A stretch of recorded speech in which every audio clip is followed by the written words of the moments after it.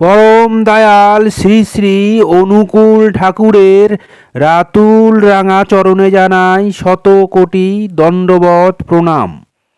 জয় গুরু সকল ইষ্টপ্রাণ দাদা ও মায়েরা।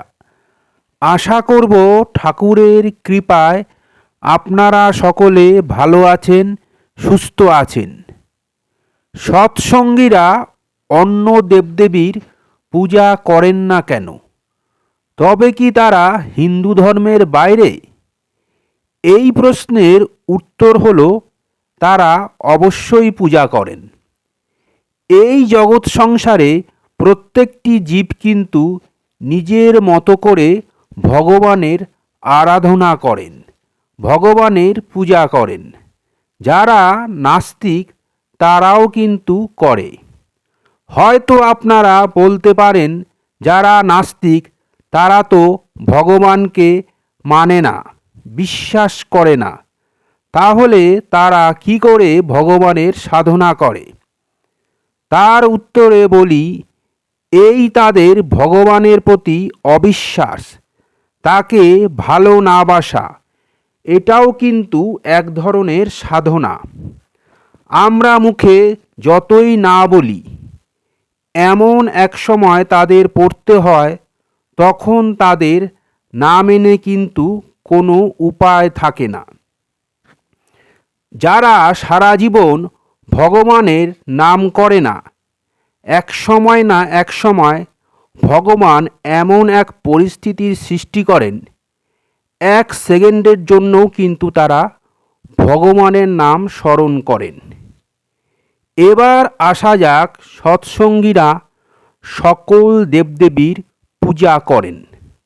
অনেক সৎসঙ্গী আছেন যারা পরম দয়াল শ্রী শ্রী ঠাকুরেরই কেবল সাধন ভজন করেন, তার বলা প্রত্যেকটি কথা মেনে চলেন, তার বলা আদেশ নির্দেশ মেনে চলেন।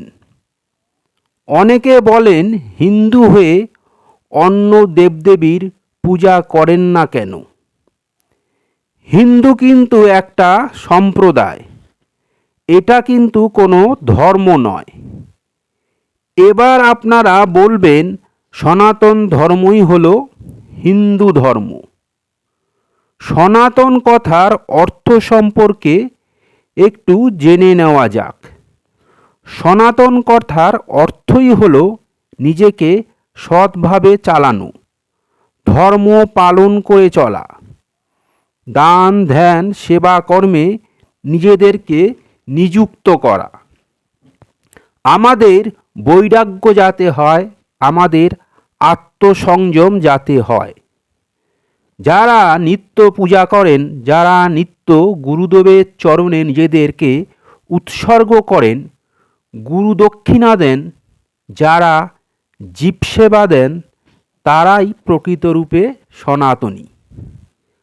প্রকৃতরূপে মানুষের মতো মানুষ হয়ে ওঠাই হলো প্রকৃত সনাতনী। পরম দয়াল শ্রী শ্রী ঠাকুর আমাদের সেই শিক্ষাই দিয়েছেন। পরম দয়াল শ্রী শ্রী ঠাকুর আমাদের যে নাম জপ করার কথা বলেছেন, সময়ে ইষ্টভৃতি করার কথা বলেছেন, প্রার্থনা করার কথা বলেছেন, তার মধ্যে দিয়ে আমাদের একাগ্রতা বাড়বে। কিছু কিছু সৎসঙ্গী আছেন যারা পরম দয়ালের সাধন ভজন করেন, অন্য দেবদেবীর পূজা করেন না। আবার অনেকে কিন্তু অন্য দেবদেবীরও পূজা করেন। পরম দয়াল শ্রী শ্রী ঠাকুর আমাদের সকলকেই অন্য দেবদেবীর পূজা করার কথা বলেছেন। এতে কোনরূপ বাধা নিষেধের কথা তিনি কিন্তু বলেননি। গুরুকে বাদ দিয়ে কখনোই আমরা বিষ্ণুকে সন্তুষ্ট করতে পারব না। গুরুই হলেন বিষ্ণুর আরেক রূপ, মহেশ্বরের আরেক রূপ, ব্রহ্মার আরেক রূপ।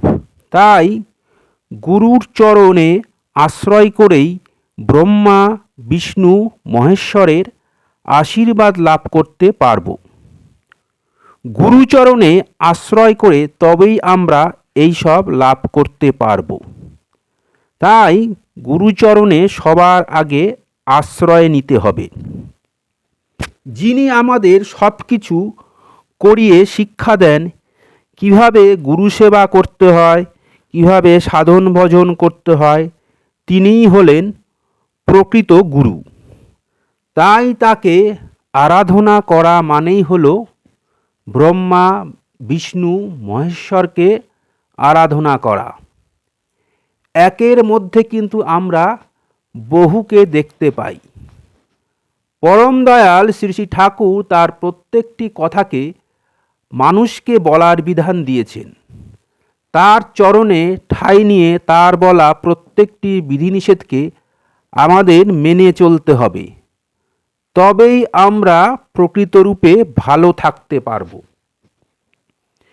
এইগুলো যদি আমরা ঠিকঠাকভাবে মেনে চলি, তাহলে জীবনে আর কোনো সমস্যা আসবে না।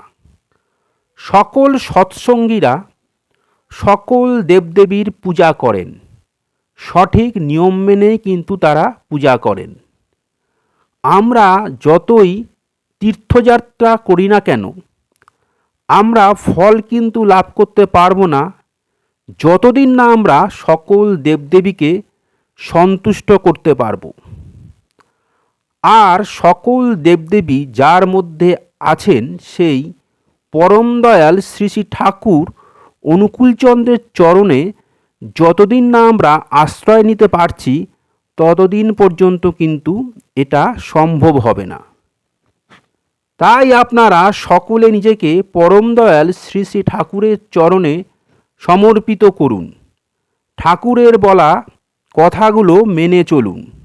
ঠাকুরকে নিজের পরিবারের একজন গুরুত্বপূর্ণ সদস্য হিসাবে ভাবুন, যেমন আপনারা নিজের বাবা মা ভাই বোনকে ভাবেন। এতে দেখবেন আপনাদের জীবন চরম আনন্দে ভরে উঠবে। আপনাদের সব দুঃখ, অন্ধকার, কষ্ট সব দূরে সরে যাবে। আজকের ভিডিওটা এখানেই শেষ করলাম। আশা করব ভিডিওটা আপনাদের ভালো লাগবে। ভিডিওটা ভালো লাগলে লাইক করবেন, বেশি বেশি করে শেয়ার করবেন, যাতে আরও অনেকে উপকৃত হন। আমার চ্যানেলটা সাবস্ক্রাইব করবেন এবং আমার পাশে থাকবেন। এরকম আরও অনেক অজানা ঠাকুরের তথ্য নিয়ে যাতে হাজির হতে পারি। সবাই ভালো থাকবেন, সুস্থ থাকবেন, আনন্দ থাকবেন, খুশিতে থাকবেন। ঠাকুরের কাছে এই প্রার্থনা করি। ঠাকুর সর্বদাই আপনাদের যেন ভালো রাখেন। কালকে আবার অন্য ভিডিও নিয়ে হাজির হব। জয় গুরু। বন্দে পুরুষোত্তমম।